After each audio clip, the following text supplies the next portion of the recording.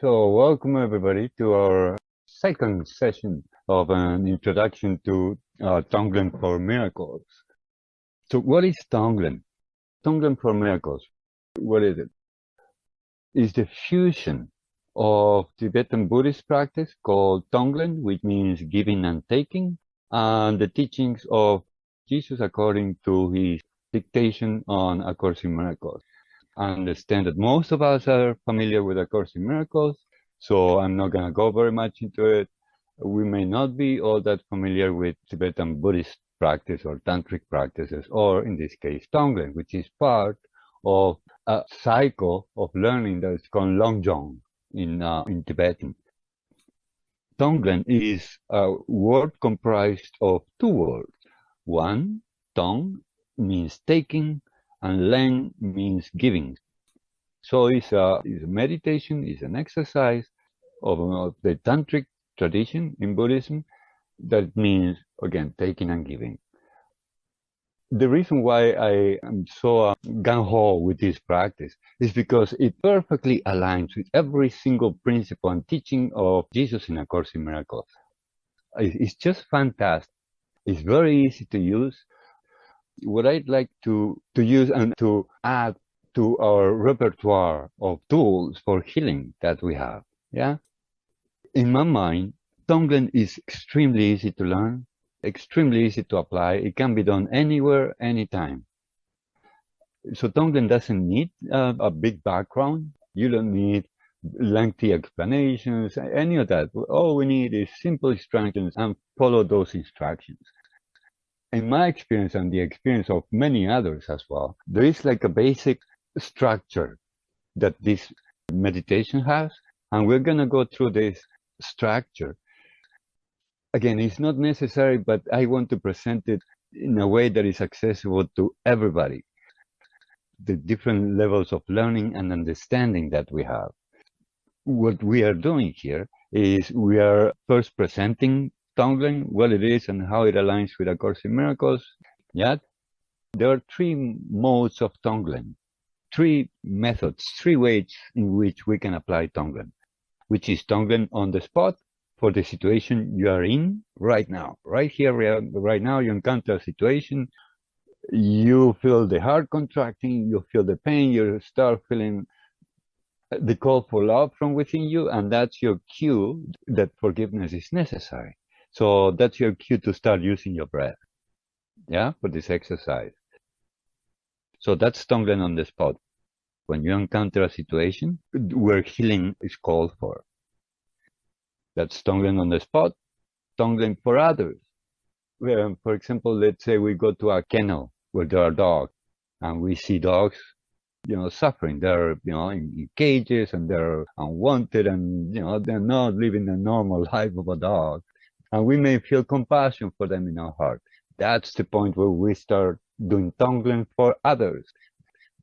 We enter the emotional space of this other person or this other being and start recognizing that everything I see is a projection of my mind. Then I can enter the space that I believe that dog or that person is in, and I can start doing Tonglen. I can start doing the healing exercise for others.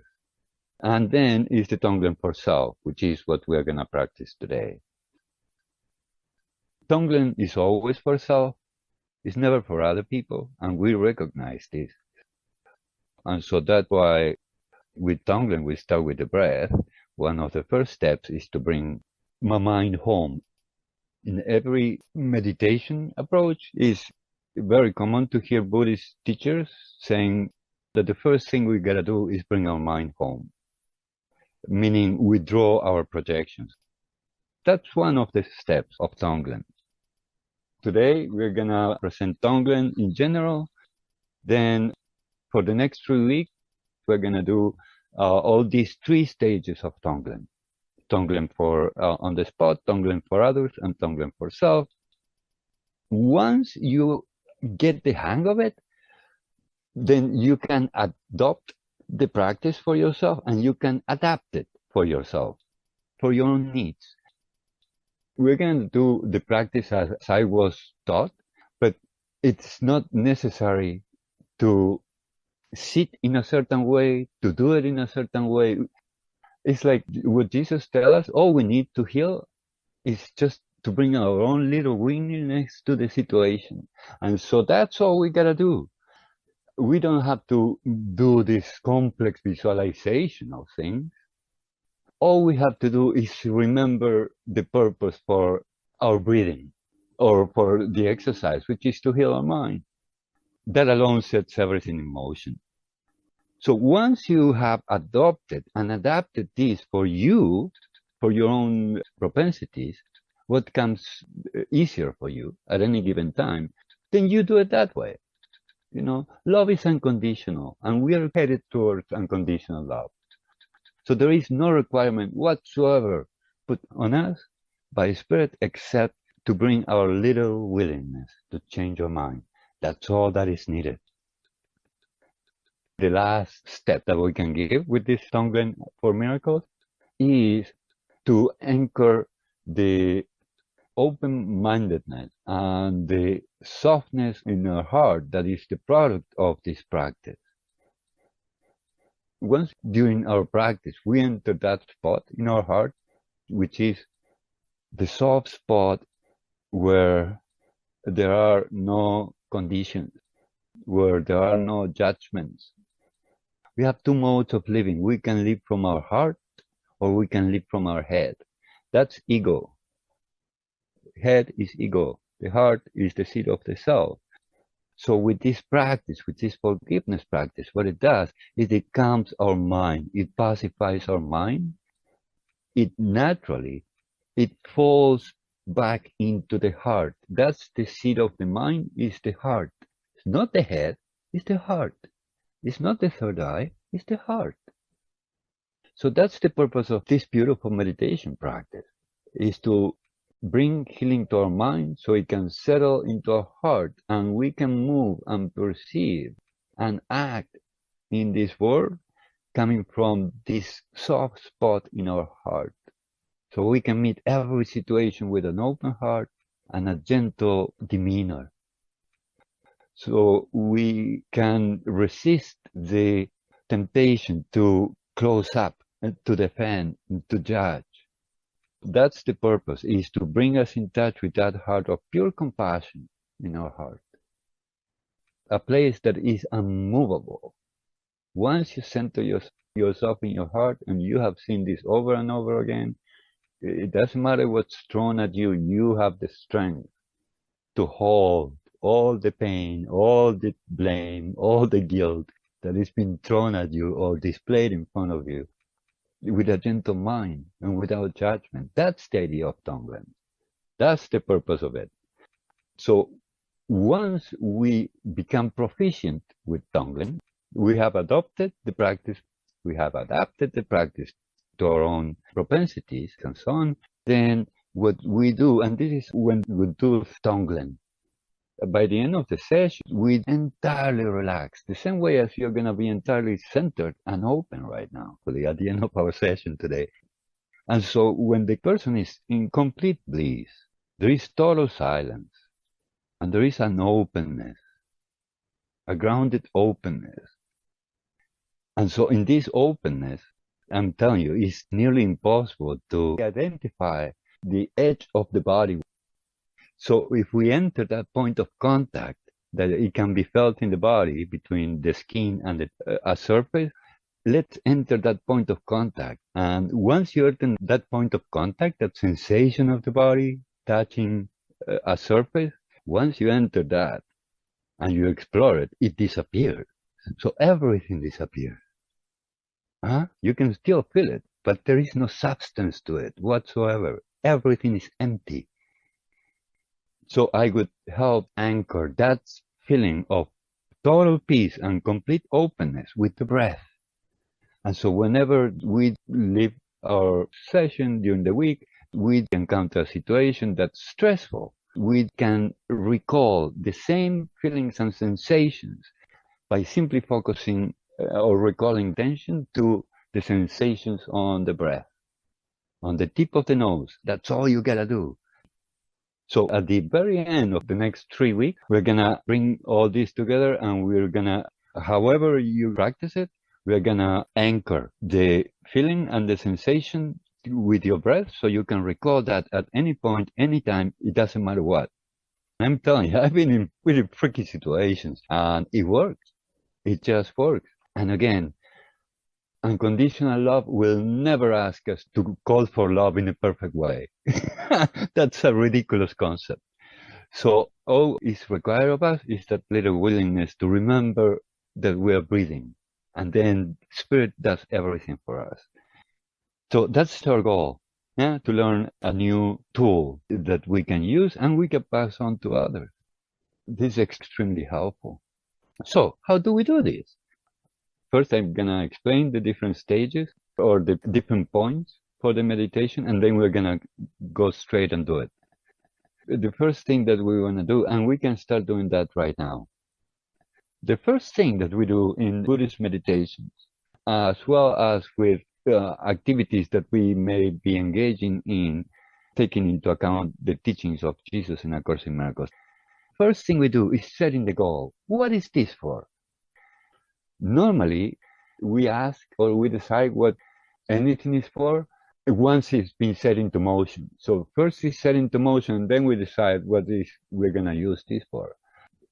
With the Tibetan Buddhist tradition and with A Course in Miracles, we first set the goal, and then we put everything into motion. So let's set the goal. What is the goal for this session? What is the purpose? What do you want this hour that we are spending together? What do you want to come out of this? So let's set the goal first. And you can do that in your mind. What do you want to come out of this 1 hour? What do you want to use this for?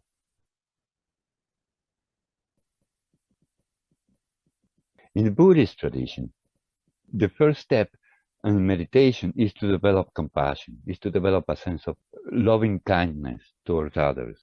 And for that, we need to start softening our heart. And so the first step in Tibetan practice is to develop compassion. Compassion is the vehicle that will lead us to enlightenment. Yeah, it's because I feel compassion for others and for myself that I practice and that I endeavor to join with you in peace and in love and in truth. Yeah. So that's how I develop compassion, because I can see my kinship with the one suffering. Normally with egoic tendencies, we tend to separate ourselves from the one that is suffering or from suffering itself. We are going to reverse that. We're going to start calling in those things that the ego do not want. And so compassion is this ability, the capability that we have to open to pain. So in Tibetan Buddhism and in A Course in Miracles, we use everything for our practice. Everything is fuel for the light within. We use absolutely everything. And we're going to see here with Tonglen that if at any point during our practice we feel reluctant to go into a certain space or think of a certain person, we work with that reluctance. We don't give in to it.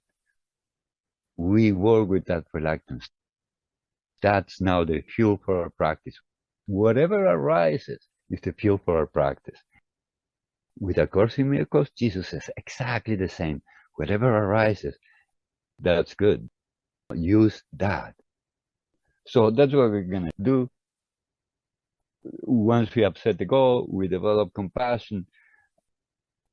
Sometimes to set the goal or develop compassion, I have a prayer that I just love. It goes something like this. May I see the Son of God as innocent. Therein lies my salvation. That's all I gotta do. And that alone brings me to that space. And I'm almost teary now, just by saying it. May I see the child of God as innocent. Herein lies my salvation. That's a high point. That's a high goal. Yeah. And so once we set the goal, once we develop compassion, we find a place where we are comfortable, where we can sit and be comfortable.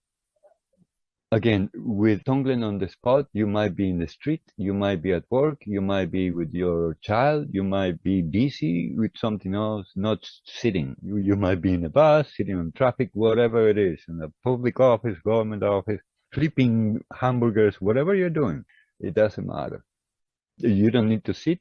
All you need is calm your mind a little bit and focus on your breath. That's our second step, which is bringing our mind home.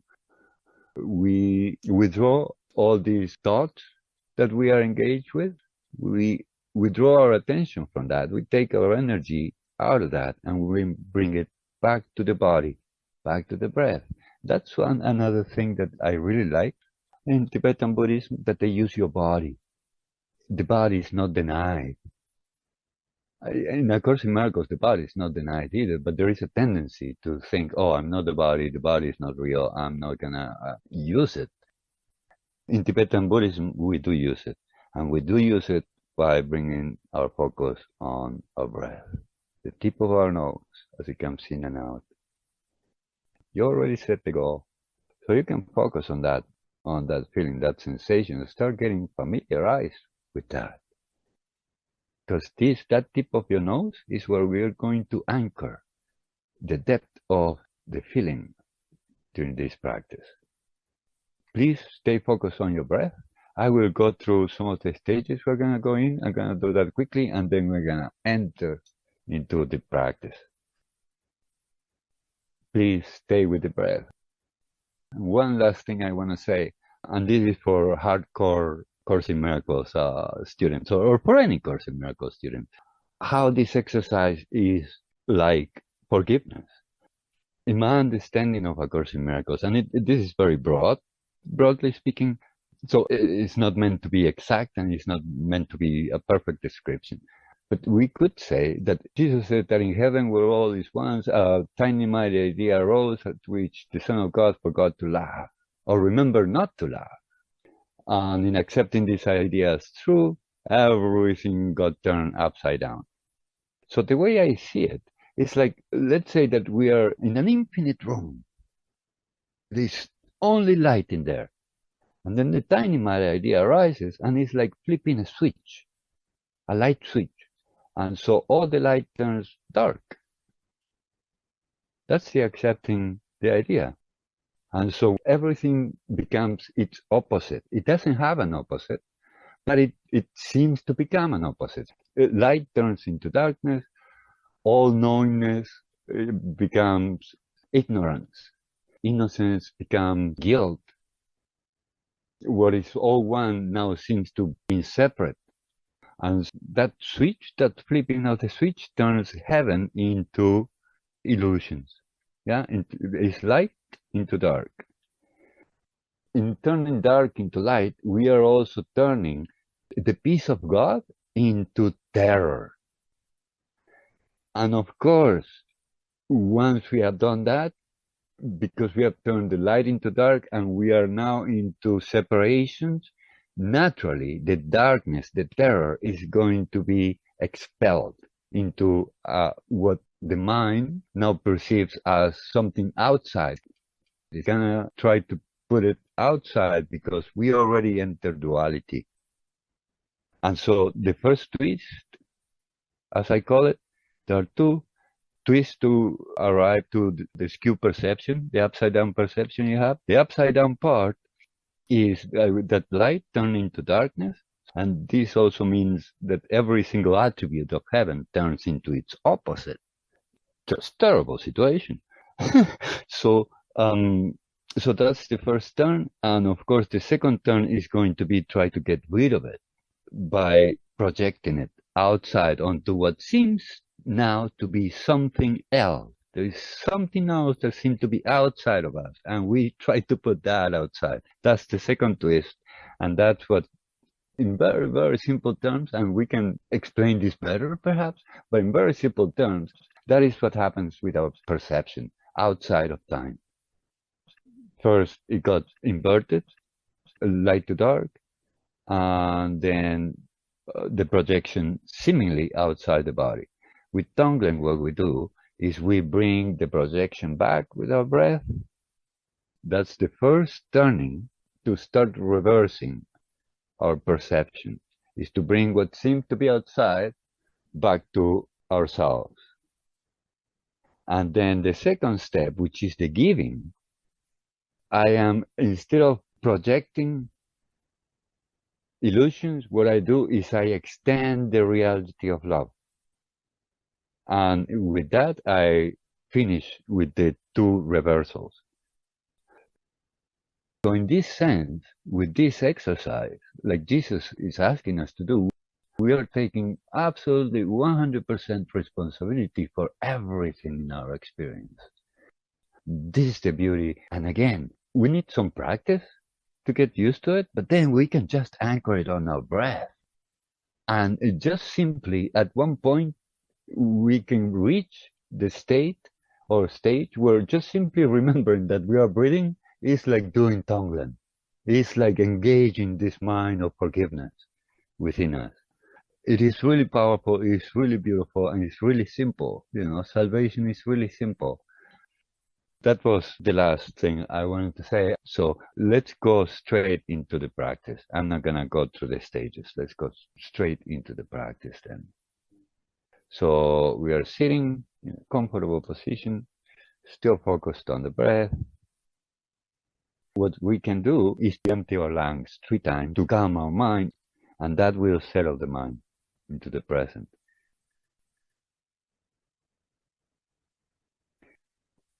Going to assume we are already centered. From this centeredness, we can do a quick scan of the body, and we can feel how the top of our head starts to open up.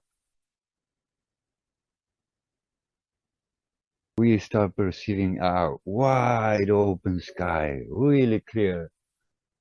Above our head is infinite. This sky is entirely vast.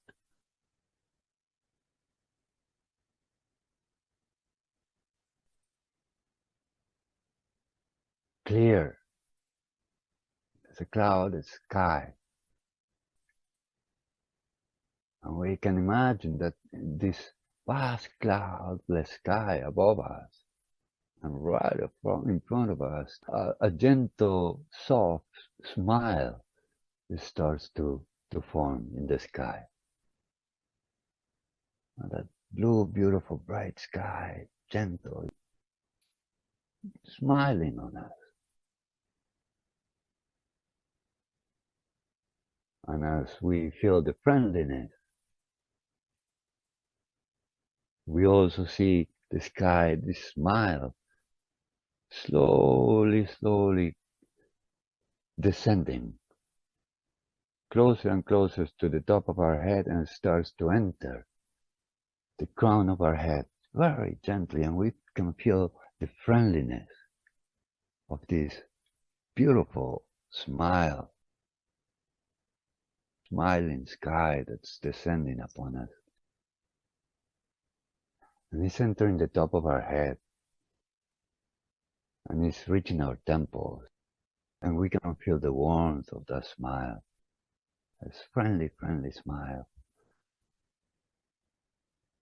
And it's covering our forehead,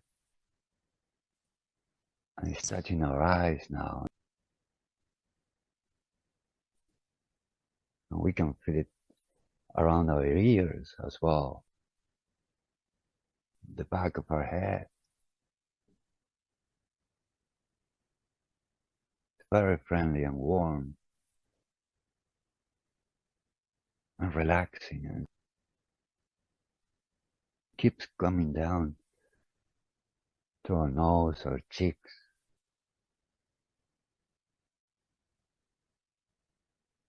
There's quite a bit on our mandibles, our jaws. There's a lot of tension stored in there.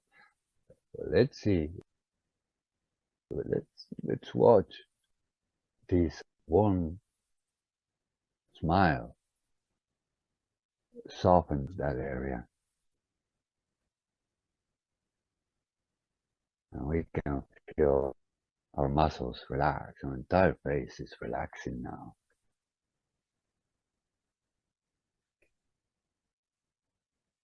Go down to our chin.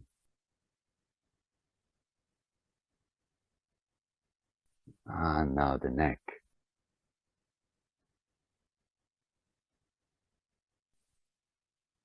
And it feels good to have this light, bright sky just infusing our body with this gentle, warm sense of relaxation, very friendly.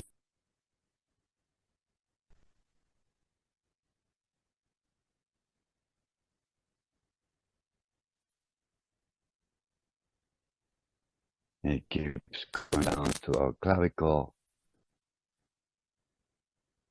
starts to touch our shoulders,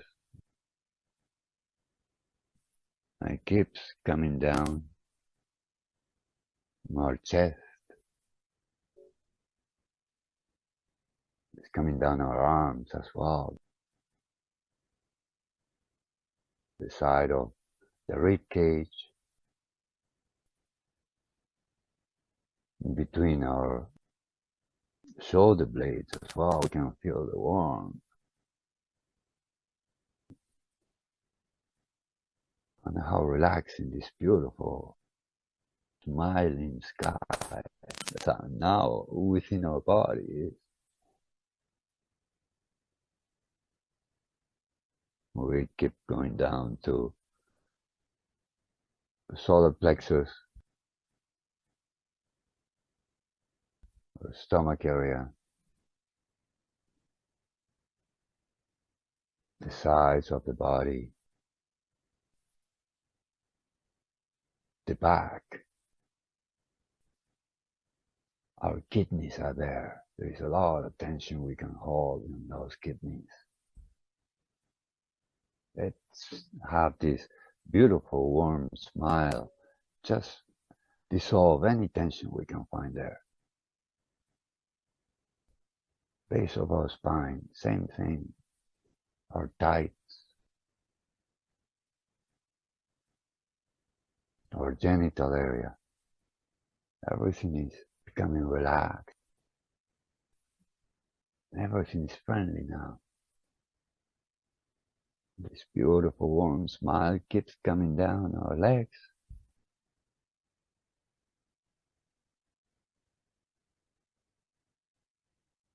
It stays in our knees, front and back of the knees.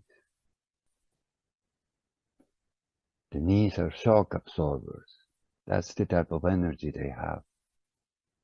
And according to that, it can dictate our ability to move forward. We gently relax. Let this smile relax this area. Just let it all go. Keeps down to our calves,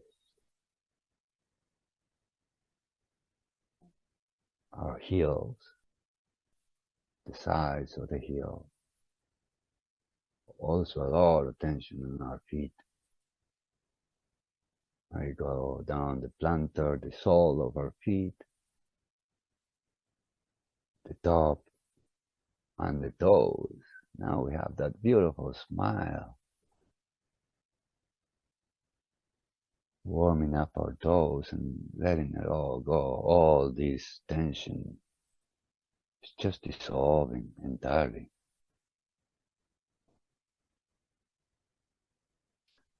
Now let's see if we can have a complete view of the body. Now the body and the sky and the smile have all become one. And let's see if we can, with our attention, unfold the entirety of our body. See if we can feel it from toe to head as one unit.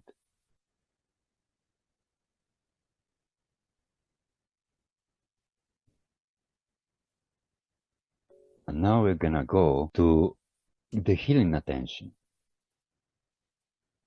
We focus on the heart space. It opens, relax, stay focused on our breathing. And we now turn our attention to any area of our body. Is there any area that have been calling for attention in our body? Is there anything stored in there? Any memory? Jesus, in A Course in Miracles, tells us that the ego tried to hide the guilt in the body. So is there anything there that is calling for our attention? It's ready to be let go. It's ready to heal.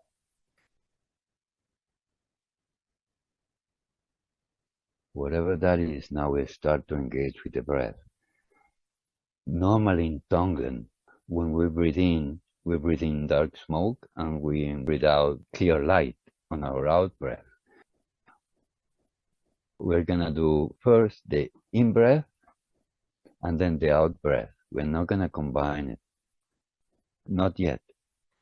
So have we identified an area that's calling for love within ourselves? We focus on that area. It might be problem or a situation we have with our body, some illness. It can be a memory of a past event. It might be a person. So whatever that is, start entering that space of how it feels. And we do this gently. What is it we found and how does it feel? Let's enter the space.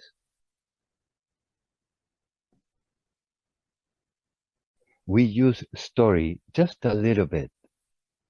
If we need to use story to bring up the feelings, the emotions, let's do that, but just a little bit, just enough as to bring up the emotions.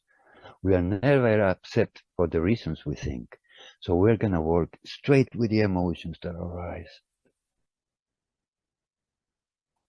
And with these negative emotions that may have arisen, what we do is we start with our breath.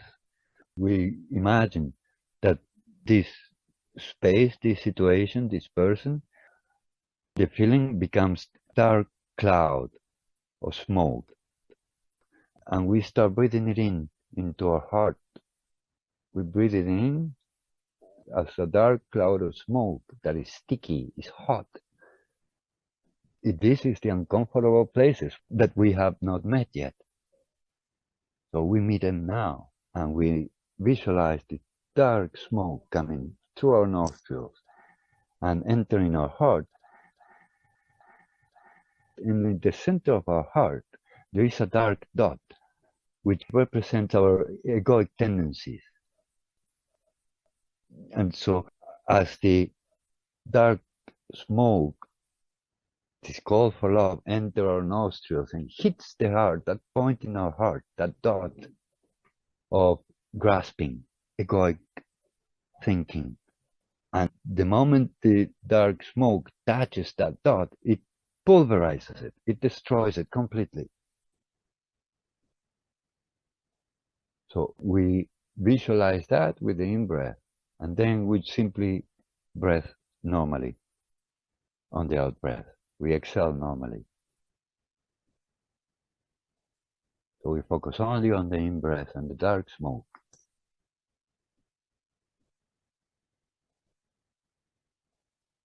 If you don't feel comfortable visualizing dark smoke entering your lungs and your heart, then we can use our second lung, which is the skin. We can imagine that this dark smoke is entering not through our nostrils, but is entering to our pores. So every pore of our body is absorbing this. And as it enters the body, it localizes in the heart and is dissolved in the heart.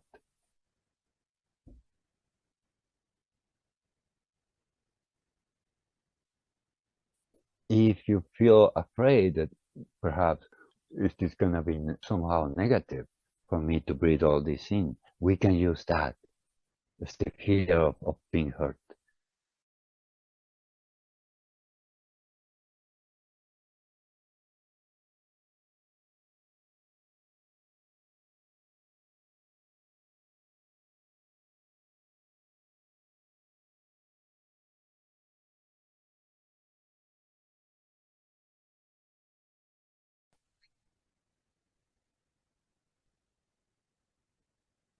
if we are still in the breathing in of the call for love, we can now switch to the out breath.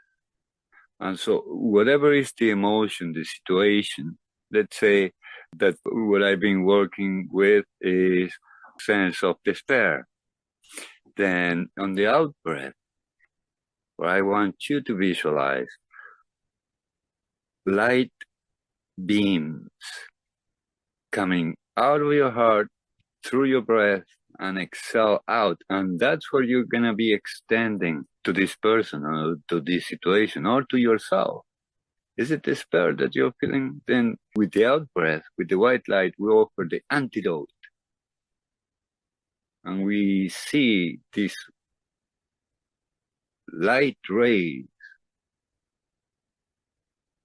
healing light rays of love coming out of ourselves and reaching the destination and just dissolving anything that this person, myself, or the situation have been enduring or have been struggling with.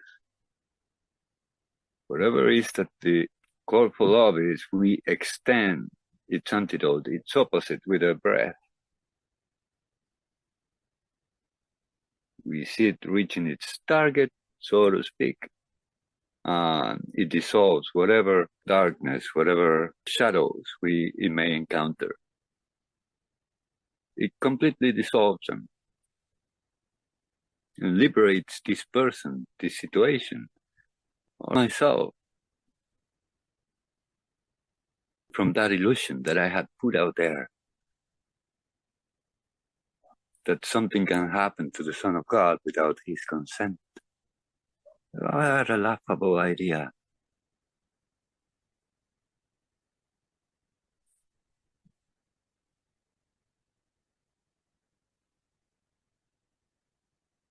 We keep concentrating on this out breath,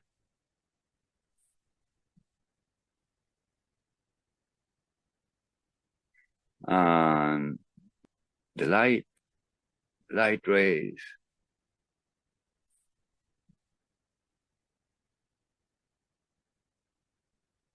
And now, for just a minute, we're gonna combine those two.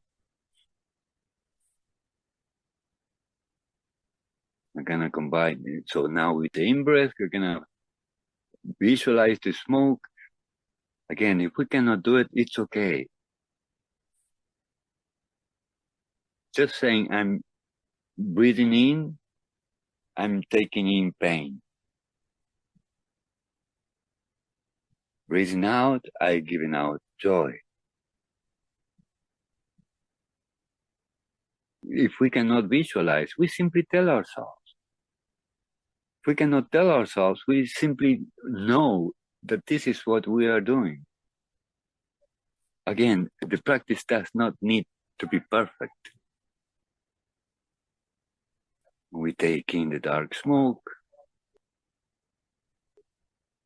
finds the spot in our heart that dissolves our clinging to the desire of having goodness for myself and refuse to meet the suffering of the world, which is my own projection. So now I'm meeting that projection and calling it back with my in-breath.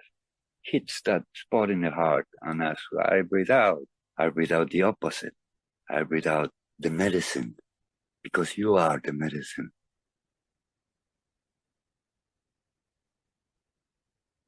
In and out, just regular breath.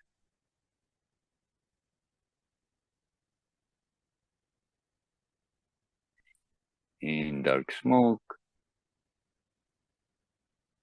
out light rays. This way we are reversing the ego's modus operandi. In the dark smoke, out the light rays.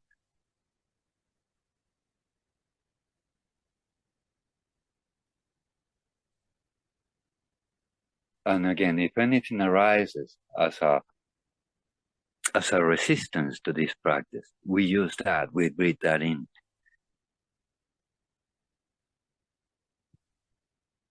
And when we're ready, we just settle, normal breath.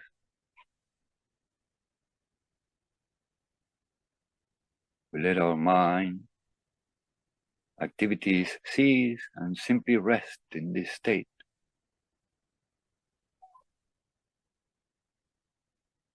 Where we are open-hearted, we are soft. That's the soft spot in our heart where we met the suffering of the world.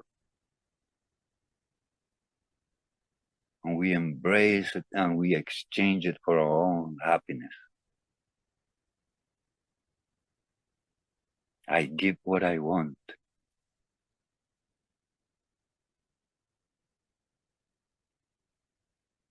And so with that, I can give thanks to Spirit for the opportunity to do this. In the best Tibetan fashion, or Buddhist fashion, what we do is whatever benefit we may have accrued through this practice, whether it's patience, attention, a little willingness, whatever it is, whatever goodness we may have generated through this practice, we offer that goodness that we have generated for this hour to others. We give it away to the benefit for the enlightenment and the liberation of all sentient beings, past, present, and future. We give that which is good that we generated, we give it away as a gift of love to all there is. And with that, we just settle on the breath, and whenever we are ready, we can slowly come out of our meditation while still in meditation.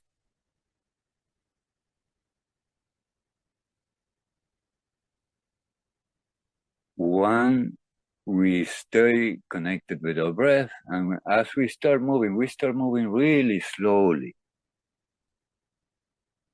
The reason is because as we start moving our body now a little bit more, we start engaging our nervous system. And we don't want to jolt it. We want to move slowly and deliberately, so we can also be very present to what it feels to be us in our body, with an open heart and a calm mind. This is what we will anchor. The tip of our toes, the tip of our nose.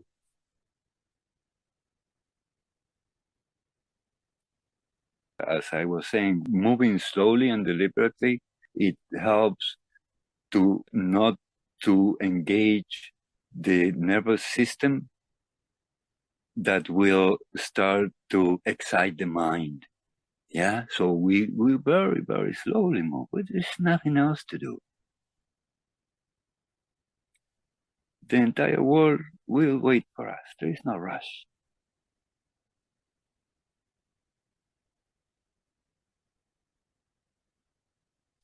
And we can remember that the smile is still within us. Smiling heart we have now.